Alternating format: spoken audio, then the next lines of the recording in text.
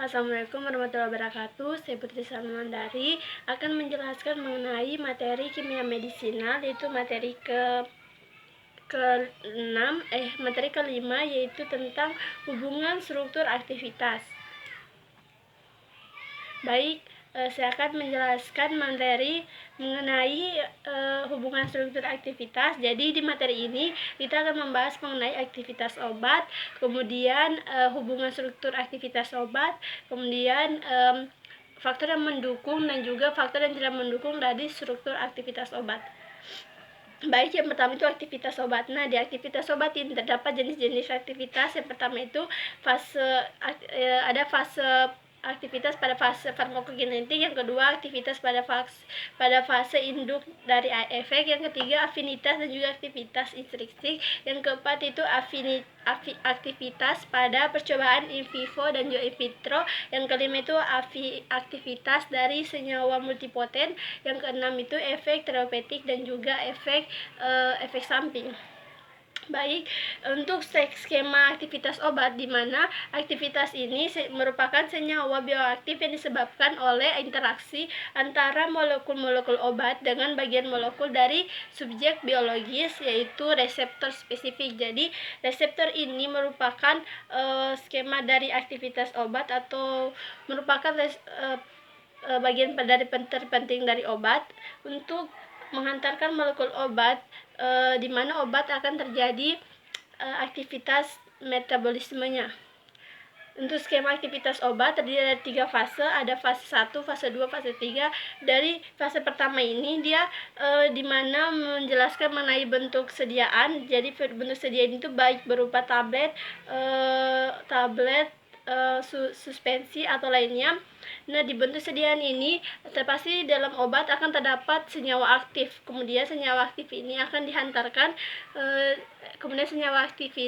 akan terjadi kelarutan dispersinya, di mana akan dibawa ke fase kedua atau fase penghantaran obat, atau dikenal dengan absorpsi obat.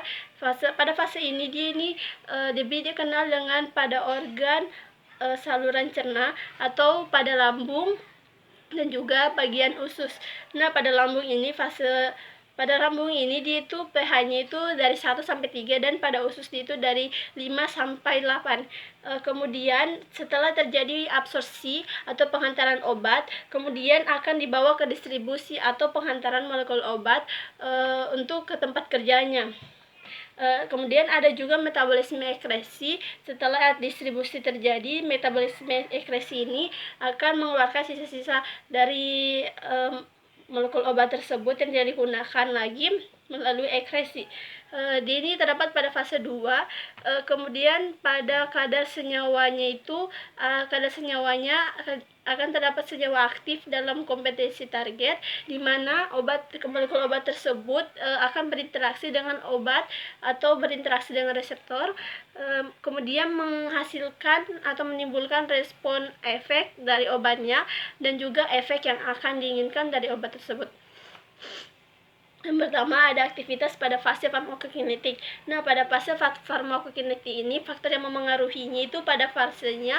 Yang pertama ada kompetimen pada cairan tubuh seperti cairan intrasel dan cairan ekstrasel. Jadi pada cairan intrasel ini dia itu cairan yang terdapat dalam tubuh, sedangkan ekstrasel ini terdapat pada luar tubuh. Kedua ada protein plasma, protein jaringan, dan juga berbagai senyawa biologis yang memungkinkan dapat mengikat obat. Yang ketiga ada distribusi atau penghantaran obat dan berbagai sistem kompetimen biologisnya. Yang kelima itu dosis dan juga faktor mengenai dosisnya dan juga sediaan obatnya.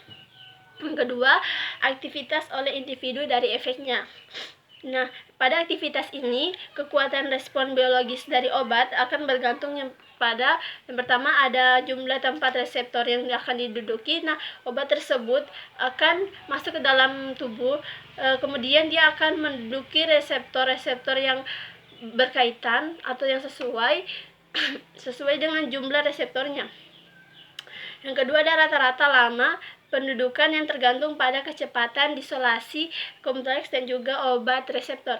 Yang ketiga, kemampuan atau kapasitas molekul obat untuk menginduksi perubahan bentuk konfigurasi biopolimer yang dibutuhkan sebagai pemicu rangsang timbulnya respon biologis. Yang ketiga ada afinitas dan juga aktivitas intrinsik. Jadi afinitas ini merupakan kemampuan obat untuk mengikat reseptor atau afinitas ini bergantung pada struktur molekul obat dan juga sisi reseptornya. Nah, sedangkan aktivitas intrinsik itu ukuran kemampuan obat untuk memulai timbulnya respon dari obat tersebut atau respon biologis.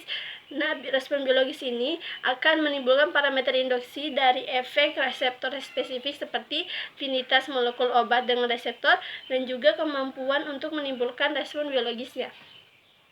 Yang keempat, mengenai aktivitas pada percobaan in vivo dan in vitro. Jadi pada uji ini Oke, lanjut. Jadi yang keempat ini pada aktivitas ini mengenai percobaan uji in vivo dan in vitro. Untuk uji in vivo dia itu di mana suatu integrasi dari keseimbangan kompleks dan juga sifat fisika senyawa dan ditentukan oleh berbagai kondisi biologis atau biokimia dan biofisikanya. Pada berbagai fase dia itu di mana aktivitas obat akan berhubungan dengan aktivitas obat di mana sering tidak memuaskan karena banyaknya perbedaan pada tahap-tahap yang terlibat dalam aktivitas obatnya. Sedangkan pada uji in vitro dia itu aktivitasnya menggunakan organ yang terisolasi, pengaturan dari transport lanjut dari merupakan kimia dan juga metabolisme dan juga ekskresi sehingga menghantarkan hubungan struktur aktivitas menjadinya lebih jelas. Yang kelima itu aktivitas dari senyawa multipoten. Jadi dari aktivitas ini beberapa senyawa dalam satu turunan obat dapat menunjukkan aktivitas biologisnya dengan berbagai macam seperti senyawa turunan fenilakilamin seperti efedrin, fenilfenrin, isorelpalin dan juga deoksifenrin pada uji aktivitas biologis dengan metode yang sesuai dari kondisi yang bervariasi yang menunjukkan adanya perbedaan dari tipe fase aktivitas adrenik, yaitu senyawa adrenik dengan aktivitasnya itu tidak langsung, senyawa adrenik dengan aktivitas tidak langsung, dan juga yang langsung itu semuanya pada obat dopanergic. Yang keenam itu efek terapeutik dan juga efek samping. Jadi pada efek ini senyawa multipoten itu dapat dibedakan dalam berbagai efek samping dan juga relatif subjektif. Untuk mencapai tujuannya itu pengembangan obat dapat dilaksanakan dengan menghilangkan salah satu komponen aktivitas dari spektrum aktivitas obat untuk memisahkan dua komponen aktivitas senyawa menjadi dua senyawa yang berbeda untuk memanipulasi molekul. Yang materi kedua ini mengenai hubungan struktur dan juga aktivitasnya. Jadi mengenai hubungan strukturnya itu di mana aktivitas biologis suatu obat diperoleh oleh interaksi senyawa dengan molekul spesifik dalam senyawa objek dengan senyawa objek biologis. Hubungan struktur dan afinitas biologis itu tidak baik dapat disebabkan oleh kurang baiknya metode penelitian yang digunakan dalam pengetahuan mengenai hubungan struktur dan juga aktivitas yang merupakan dasar dari penentu dan juga penggunaan rancangan obat. Nah, faktor yang kurang mendukung dari metode ini, di mana yang pertama itu perbedaan keadaan pengukuran parameter kimia, fisika, dan juga aktivitas biologis. Contohnya, konfigurasi molekul obat yang mungkin tergantung pada pH dan juga komposisi ion yang di medium pada obat tersebut kurang diteliti. Yang kedua itu senyawa yang digunakan itu ternyata bentuk praobat. Jadi di mana dia itu terlebih dahulu harus mengalami bioaktivasi menjadi metabolit aktif. Yang ketiga itu aktivitas obatnya itu dipengaruhi oleh keadaan in vivo untuk menimbulkan efek. Kemudian obat tersebut harus mencapai jaringan target dalam bentuk aktifnya dengan kadar yang kurang cukup dan dapat berinteraksi secara serasi.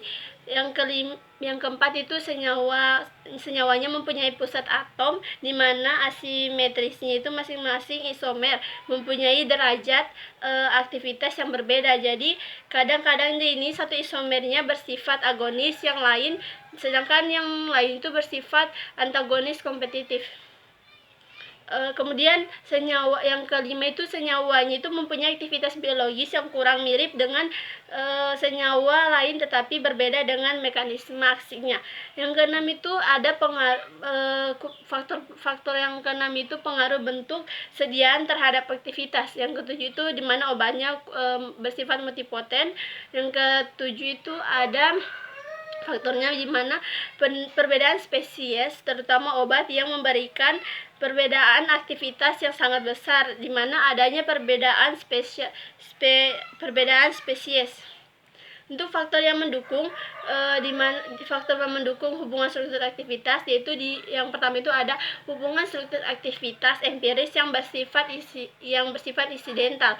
Nah, untuk tipe obat tertentu di mana hukum empiris ini diperlukan untuk terjadi aktivitas biologis untuk membuat turunan obat.